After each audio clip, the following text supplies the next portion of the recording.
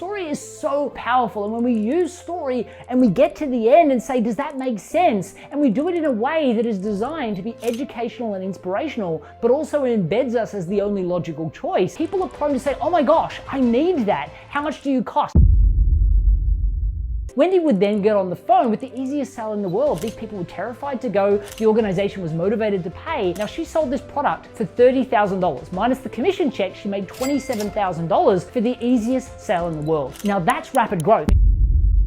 Why would we do something that is uncomfortable that also doesn't work? Well, I'm here to tell you there is a new type of networking, and it is called how do you succeed at networking without changing who you are? Let's do this together. Take a second to think about the last time you were out networking. I mean, let's face it, for the average introverted small business owner, we'd rather get a root canal than go into the networking room. Why? Because we feel like networking is mostly transactional. We see those extroverts walking into the room going, do you want to buy from me? You want to buy from me? What about you? What about you? And that is the last thing that we want to be doing. However, if we don't behave like that, then we tend to do what is called aimless networking, which is having these shallow conversations with business owners that they say what they do, we say what we do. No one really shows much interest. We may even downplay what we do to make it harder for them to show interest. And then there's that exchange of business cards where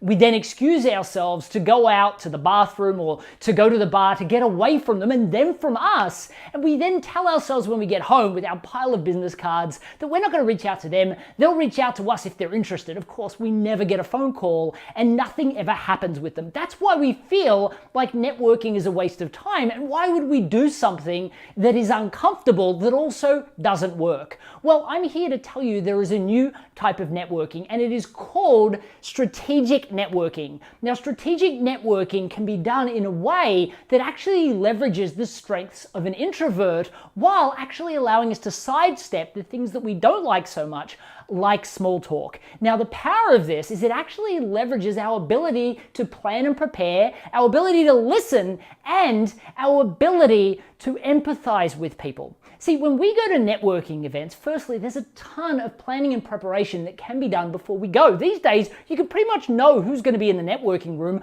before you even go in, but you will definitely know what to say when you get there. Now, the first thing I tell the average introverted small business owner to change in their conversation is the way they talk about what they do. Usually, the average person introduces their functional skill and then will either move into talking about their credibility or the type of client that they work with. Something like saying, I'm a graphic designer and I've been featured on Forbes, and I tend to work with clients that have unique products. What that sounds like, and I know that the average introvert doesn't like to sound this way, but they sound like, hey, I'm trying to get you as a client because I'm trying to buy a brand new motor car and I really think you can help with that. Now, of course, that's the last way we want to sound, but think about the way we're communicating what we do. It's so I.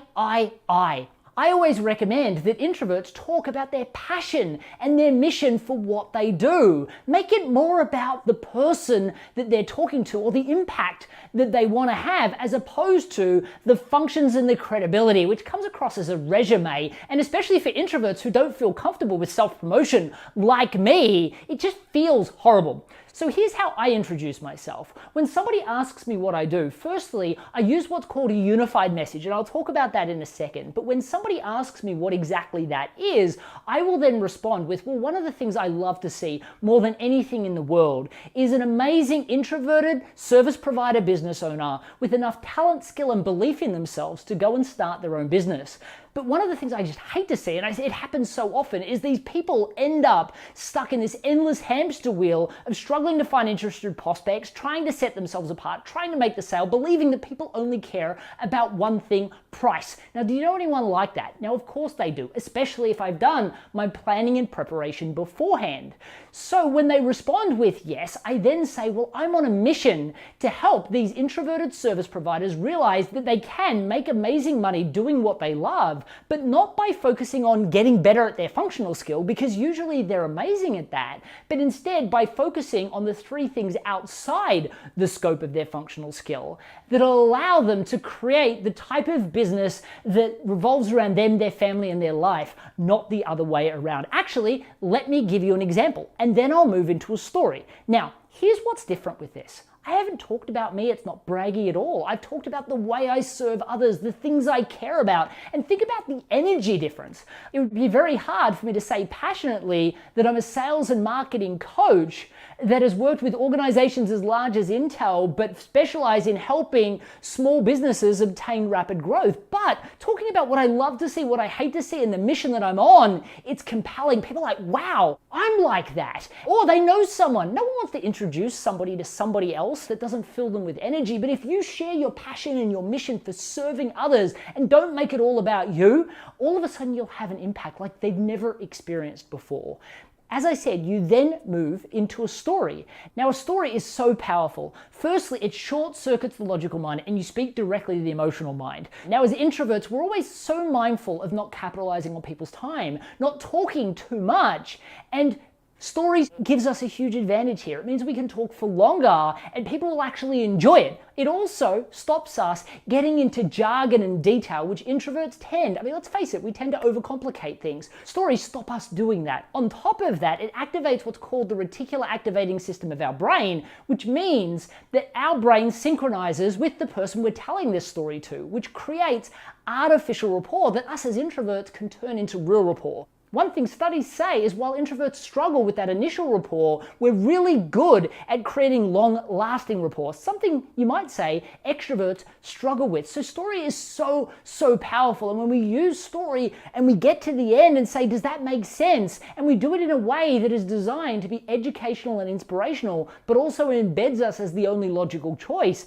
people are prone to say, oh my gosh, I need that. How much do you cost? Now, of course, you should never sell in a networking room. I always am telling people this. When I role play with introverts, so often I say, oh, how much do you cost? Or, oh, I need that. What does working with you look like? And they start to answer the question, and then I pretend to be interrupted in a networking room by somebody else. And I then move over to that conversation. And in a role play, it seems weird, but the lesson I'm trying to teach is never sell in the networking room. So the thing that I want you to know is a time will come for sales, but you should never do it in the room when they ask. As a matter of fact, saying to them, look, it's so kind that you asked. Now's not really the time for that. I mean, we're all here networking and then scheduling a follow-up time to have a dialogue with them. Schedule it while you're there though, so you don't have any of that awkward follow-up. Now, how do I start the initial dialogue? How do I get them to say what exactly is that allows me to talk about my passion and mission? The answer is I introduce a unified message.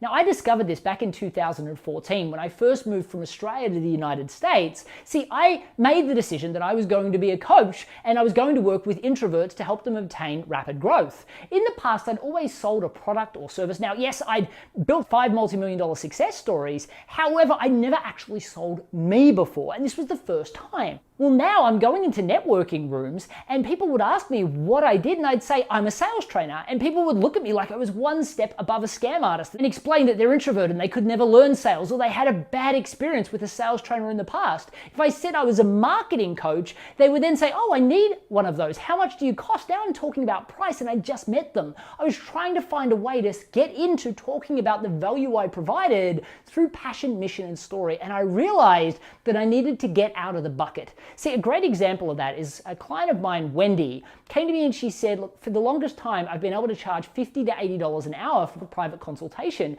But now there are so many people moving into California trying to charge $30 to $40 an hour to teach Mandarin that I'm struggling to keep my current clients, I'm struggling to get new clients. Not only that, there's now competition in China offering to do it for $12 an hour and technologies that are available where I can teach you English, you can teach me Mandarin, we just won't charge anyone anything. So she's competing against free.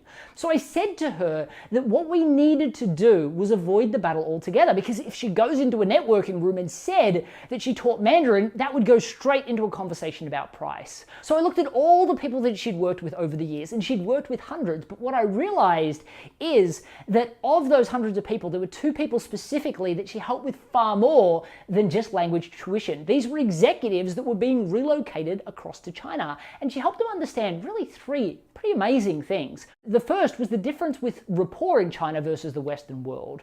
In the Western world, we might try and sell something, and if we're bad at our job, we'll say something horrible at the end, like, do you want to move forward? And we'll hear yes, no, or everyone's favorite, let me think about it. We know if we check in a week from now and they still say they want to think about it, we're not getting that deal. Yet, in China, they're going to want to meet with you 5 or 6 times before they even discuss business. The requirement for rapport is so different. Gosh, they're probably going to want to see you drunk over karaoke once or twice. It's just the character of the person, because they're talking about 25 to 100-year deals, not transactional relationships. She helped them understand that, the difference between e-commerce in China and the Western world, the importance of respect, how important it was to hand your business card over the right way and receive one the right way, why it was important to reduce their accent before they went over. Learning the language wasn't enough. And I'm like, Wendy, you do so much more for these people than just language tuition. What are you doing? She said, well, there's just a few things. Like you, she was stuck in her functional skill. People overlook the amazing things they do outside the scope of their functional skill. I said to Wendy, is it fair to assume as a result of the assistance that you're giving these people, they're going to be more successful in China? She's like, yeah, I mean, that's the point, right? I said, great. Let's call you the China Success Coach. We actually created a total new product called the China Success Intensive, where she worked with the executive, the spouse, and any children being relocated across to China. Now, she loved this idea, but she's like, well, who do I sell it to? What she's asking is, who do I mention this to when I'm out networking? Who do I look for in the networking room? So I asked her, who do you think? Now, she said, well, obviously it's the executive. Now, I got that. You know, I moved from Australia to the United States. I was terrified. Of course, it would be terrifying for them too, especially considering they speak a different language in China. I just said, it's not your ideal client though. Then she said, well, obviously the company would pay. So she's saying to me, I'm going to go out and network with companies that have executives being relocated. And while they've got millions of dollars riding on an executive being successful, I believed that her chances of success were higher if she networked for immigration attorneys. See, a lot of people don't know this, but these people get paid $5,000 to $7,000 for doing all the paperwork, all the bureaucracy that comes with doing a visa. They've got to pay to get a customer, they've got staff to pay for, they've got rent to pay for.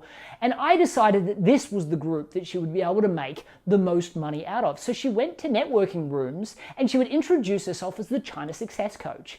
And when they asked her what that is, she would then talk about her passion, the things she loved to see, what she hates to see, and her mission for service. And then she would move into a story. Now, immigration agents loved her because we came up with this idea of offering them a $3,000 commission for any successful introduction to the China Success Coach. They loved it. They're like, double my profit for a simple introduction. What would I have to say? And we said, well, all you've got to do is say, congratulations, you now got your visa. I just want to double check you're as ready as possible to be relocated across to China. The overconfident executive would say, yeah, I think so. I mean, we've got our place sorted. We've got our visa now, thank you. We're learning the language. Kids are getting pretty good at it too. I think we're set. And she would get them to just respond with, well, there's actually a lot more to it than that. I think you need to speak to the China Success Coach. Wendy would then get on the phone with the easiest sell in the world. These people were terrified to go. The organization was motivated to pay, and they were recommended by their attorney. Now, she sold this product for $30,000. Minus the commission check, she made $27,000 for the easiest sale in the world. Now, that's rapid growth. I mean, it beats trying to hustle every day in a crowded market to sell something for $50 to $80 an hour. But here's what's key. By introducing herself as the China Success Coach, she got a totally new conversation because they couldn't put her in a bucket and go, I know what that is, I don't need you, or how much do you cost? Then she learned how to talk about her passion and her mission, and then share a story that educated and inspired while embedded her as the only logical choice. And even better, she got the opportunity to get lead after lead from that same person that she developed the relationship with, as opposed to constantly going out and hustling to find new prospects to sell to. And that brings me to my last point. If you go into a networking room thinking that your goal is to sell to the person you're speaking to, you're actually missing out. See, while prospects are absolutely a necessity, and if you run into one and they say, I want to buy from you, that's a great thing. The real key out of the hamster wheel of struggling to find interested people, trying to set yourself apart, trying to make the sale while feeling like people only care about price is this. finding momentum partners and champion relationships. The people like, for Wendy, this immigration attorney that constantly introduced her to new clients, or just somebody that introduces you to lots of people that have podcasts that are in front of your ideal target demographic, is also a great momentum partner. And champions, people that give your work credibility.